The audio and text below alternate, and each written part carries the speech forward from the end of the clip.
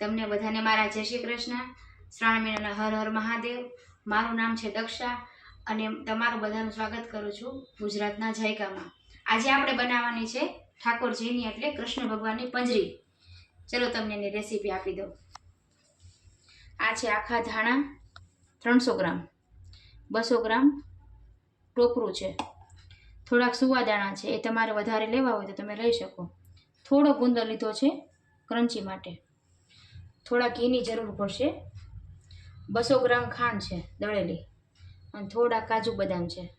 હવે આપણે આને શેકી લઈએ। પહેલાં આપણે થોડુંક ડ્રાયફ્રૂટ શેકી લઈએ।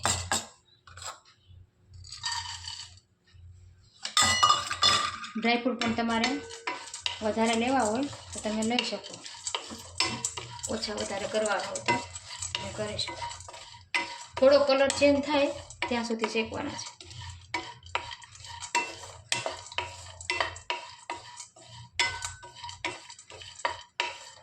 આ પંજરી વર્ષમાં 2 વાર બનાવવામાં આવે છે, એક જન્માષ્ટમીના દિવસે અને એક રામનવમીના દિવસે। તમે કૃષ્ણ ભગવાનને 56 ભોગ ધરો પણ માખણ અને પંજરી વગર અધૂરું, એટલે પંજરી તો બનાવવી જ પડે। જન્માષ્ટમીના 5 દિવસ પહેલા પંજરી બનાવી દેવી।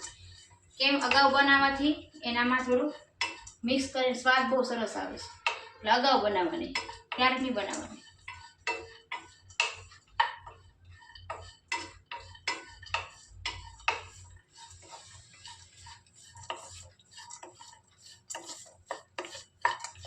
આપણે સુવાદાણા અને થોડોક ગુંદર છે,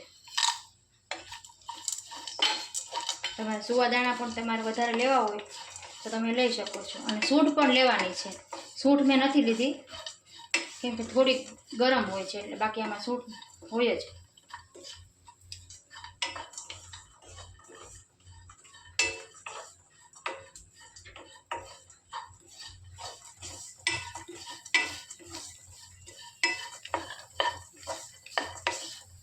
સૂંઠથી અને સુવાદાણાથી જ વધારે ટેસ્ટ આવે આમાં। મેન તો આ જ છે, સૂંઠ અને સુવાદાણા।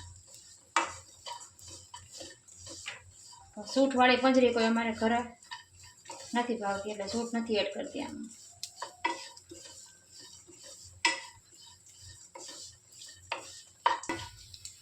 જો આ બરાબર શેકાઈ ગયું છે અને ગુંદ પણ ફૂલી ગયો છે।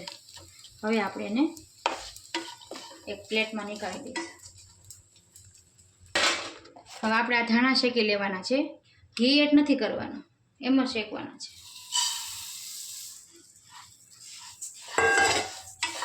આ 300 ગ્રામ ધાણા લીધા છે, આખા ધાણા।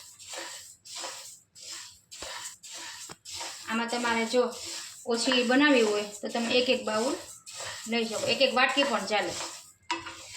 આમ અમારે બધાને બહુ ભાવે છે, એટલે બધાને આપવાની હોય એટલે હું થોડીક વધારે બનાવું છું, અને આ પંજરી બધાને બહુ ભાવે છે।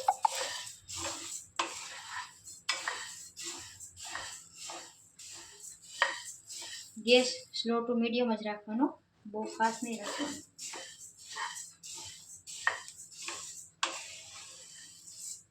જો તમે આમાં શેકવામાં ઘી નાખશો તો દળાશે નહીં બરાબર, ચીપકી જશે। ઘીને છેલ્લે એડ કરવાનું, પહેલાં એમ જ શેકી લેવાનું, થોડું ઘીવાળું હોય જ।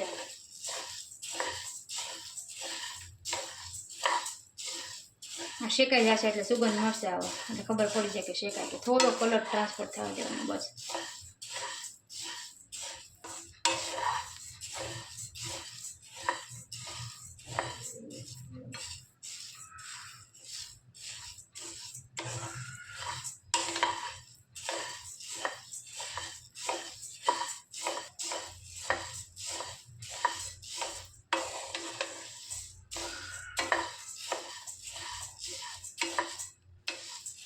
આ શેકાઈ ગયું છે, હવે થોડું ઠંડુ થાય પછી આપણે એને મિક્સર જારમાં પીસી લેવાનું,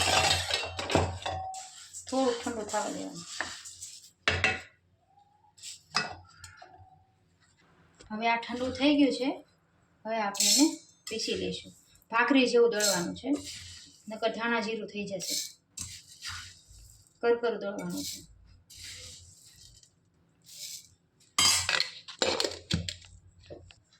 જો તમારે આવું રહેતું હોય, પીસતી વખતે જો આવું જાડું રહેતું હોય તો તમારે શું કરવાનું, આ ઝીણામાં ટ્રાન્સફર કરી નાખવાનું. એમાં થોડીક વાર જ દળવાનું, નકર ધાણા જીરું થઈ જશે. આમાં મારે છે ને આ ફોતરા એમ જ રહે છે આમાં મોટામાં, એટલે હવે મેં નાનામાં ટ્રાન્સફર કર્યું છે. જો આવું થવું જોઈએ બરાબર.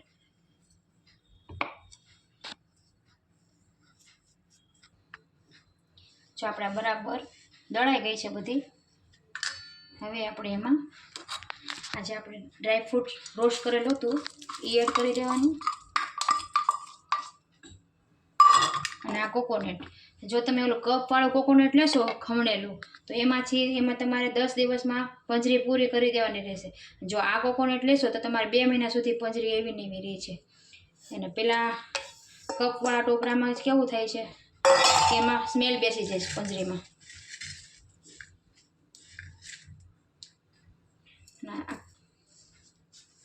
ખાંડ એડ કરી દેવાની. તમે આમાં સાકરનો પાવડર પણ લઈ શકો છો. આપણે હાથથી મિક્સ કરવાનું.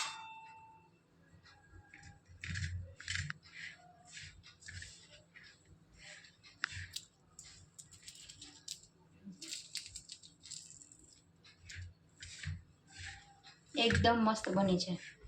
આ જન્માષ્ટમીના 5 દિવસ પહેલાં જ હું બનાવી દઉં છું.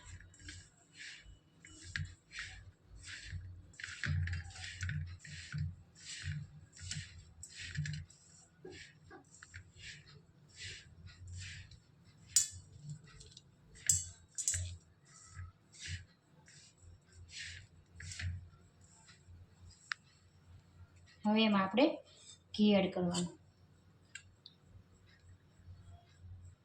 આ ઘરનું જ ઘી લીધેલું છે એટલે સ્મેલ પણ નહીં આવે.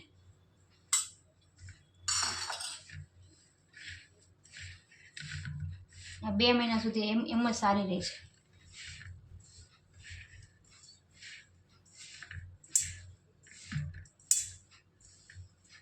જો તમે જન્માષ્ટમીના દિવસે આ પંજરી ઠાકોરજીને પ્રસાદી રૂપે ધરો અને પછી તમે ચાખો કે આમાં થોડુંક ગળ પણ ઓછું છે તો તમે પછી ખાંડનું બૂરું એડ કરી શકો. ત્યાં સુધી તો ચખાતી નથી તો આઈડિયા આવી જ જાય આપણને.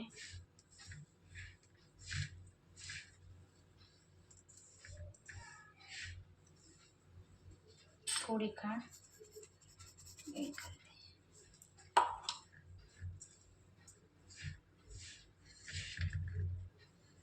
અને એરટાઈટ ડબ્બામાં ભરી દેવાની, હવા નહીં લાગવા દેવાની. નકર છે ને શીરા જેવી થઈ જશે. આ લાપસી જેવી છૂટી છૂટી બની જો.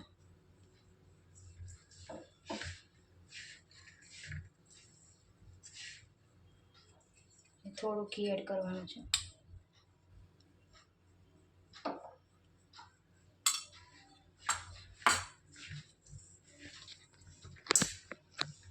મોઢામાં મૂકો ને પાણી પાણી થઈ જાય એવી સરસ બની છે.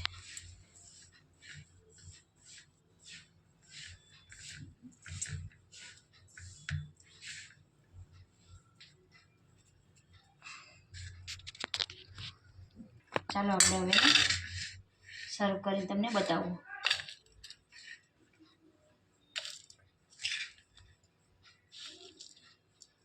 ગાર્નિશિંગ માટે થોડું ડ્રાયફ્રૂટ એડ કરી દઈએ.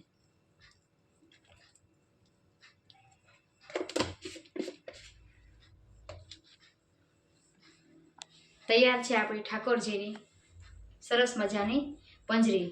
જોતા જ મોઢામાં પાણી આવી જાય. તો આ રેસીપી તમને કેવી લાગી એ કમેન્ટમાં જરૂર કહેજો.